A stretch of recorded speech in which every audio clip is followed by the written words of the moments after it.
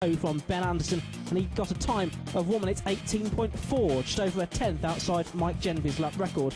Anderson starts next to him on the grid, Peter Belzy and Declan McDonnell on row 2. On the third row we have Ashley Sutton on the inside, the former kart racer, next to Peter Studer. Dave Hodkin and Paul Smith are on row 4. Gethin Jones, in his first championship meeting back since his big accident at Brands Hatch, is on row 5. Steve O is 13th on the grid in the Alan Harding run car, next to Ian Jordan in the Shane, also back after that Brands Hatch shunt. Tim Probert lines up on row 9 next to Mike Hatton. And completing this field of 23 cars, Alan Swain, Ben Williams and Sam Engineer. So Martin Farmer found a better setup for the second qualifying session, and that is why he's lining up on pole position for this second race. There's two gaps on the grid there. That's because Dave Hodkin isn't able to take the start, and Jake Oliveira will be starting from the pit lane. So with slipstreaming such an important aspect of racing around here at Snetterton, these Formula Vs are certainly going to be ones to watch out for as the red lights come on and they go off and the race gets underway. Looks like it's a pretty solid start from Farmer there as they head down into Riches for the first time. He's defending the inside line. It looks like Peter Belzy in that orange car in front of us looks like he's got a good start as he looks to get up the inside of Anderson, and there was a bit of a lock-up there. I think it was from Belzy as the rest of the field make their way through. Including 99 there, Gethin Jones, you can see in the storm, but it's the Gax that lead the way at the front of the field, although now up into second place is Peter Belzy, getting between the Gax of Martin Farmer and Ben Anderson. Belzy in the Spider, which is going very well so far this weekend. Further down the order, the 13 car you can see is that of Steve O. We've got 3 cars side by side as they head down towards the S's, and it's side by side for the lead as well, with Peter Belzy in the Dayglow orange car on the outside, but it looks like Martin Farmer is just about able to hold on to the lead. Ben Anderson getting back with the top 2. Yep, and it's Paul Smith looking like he's in 4th position, and Belzy is looking at the inside into the bomb hole. That's going to be a brave move, but it might force Farmer a little bit wide. In fact, no, it's Belzy who's gone wide and is going to be under pressure from Anderson. We're on board now with Declan McDonnell heading around Coram. So there are the leaders up in front of us as we hug the inside line and then slowly drift to the outside to get the best line for Russell Chicane, side by side for second place, and Ben Anderson has just gone around the outside at Russell, roused past Peter Belzy. A pretty impressive move there from Ben. There's a bit of a lock-up further back, and going straight on is the number 18 car of Tim Probert. Farmer has a big lead as they come through to complete lap 1 then. It looks like it's Belzy that's got back through into second place. Yes, he has, the former championship winning car then, as we've said. McDonnell now in 4th position, beginning to close up on the top 3. Declan McDonnell, the multiple low-cost champion, now in his 2nd season of Formula V racing, but he's being challenged here on the inside line by that is Paul Smith, and he goes through at Sear Corner. Look, McDonnell getting all 4 wheels over the tarmac there on the outside of Sear Corner, but that is just about being permitted by Clerk of the Course Viv Ayres at Snetterton this weekend. McDonnell comes back now on Smith, and he can pull alongside and take the place back away from Smith then as they head down to the S's once more. Side by side for second position as well, and Ben Anderson is up into second place. Peter Belzy then dropping to 3rd, and all this battling behind him has allowed Martin Farmer to pull out what is a mammoth lead in Formula V terms. With these cars being so competitive, it really is rare to get the lead that Martin Farmer has, but will he be able to hold it? That's going to be the question. Here he is now threading his way around Coram and down into Russell Chicane. There's Ben Anderson behind him, pulling away a little bit from Peter Belzy, and behind them it looks like Paul Smith is still stuck up behind Declan McDonnell as they head out onto the start-finish straight once more. So important to break the toe in Formula V racing, and that is just what Martin Farmer has done, but he was concerned about problems with the engine in qualifying, and look, Anderson right with him again as they go into Rich's Corner, the first corner of the new lap. Farmer holds on, but Anderson there came from a long way back to be right with Farmer on the first turn of the new lap.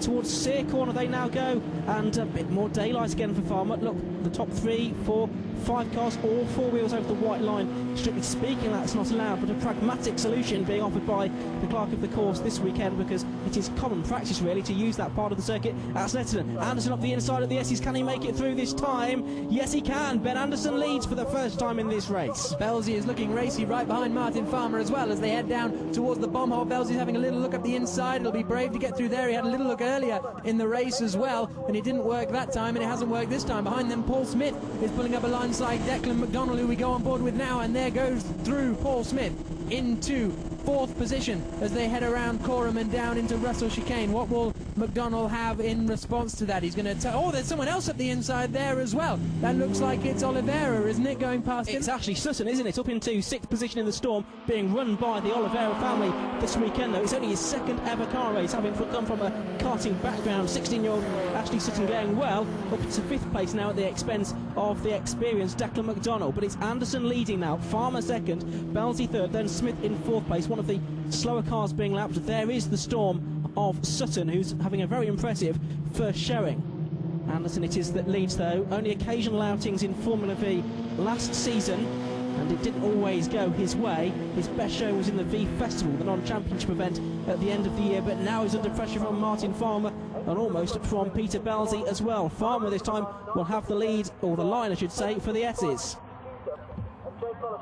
Yep, Farmer holds the lead then as they come into the S's. Ben Anderson is still in 2nd place, so Peter Belzy wasn't quite able to capitalise on the battling there, and it remains in 3rd position as they head through the bomb hole. And Farmer goes very wide there into the bomb hole, not troubling the apex, and that could give Ben Anderson a good run as we see Steve O there looking at the right rear of his suspension and is out of the race. So not quite sure what happened to him, but he is retired from this race, as back up at the front is Ben Anderson as the inside line. Paul Smith is lurking in there too, trying to get up the inside of Martin Farmer, trying to sort this out. It's Anderson in there in the lead. Farmer is 2nd, and now Paul Smith is up into 3rd place as they head to the bomb hole.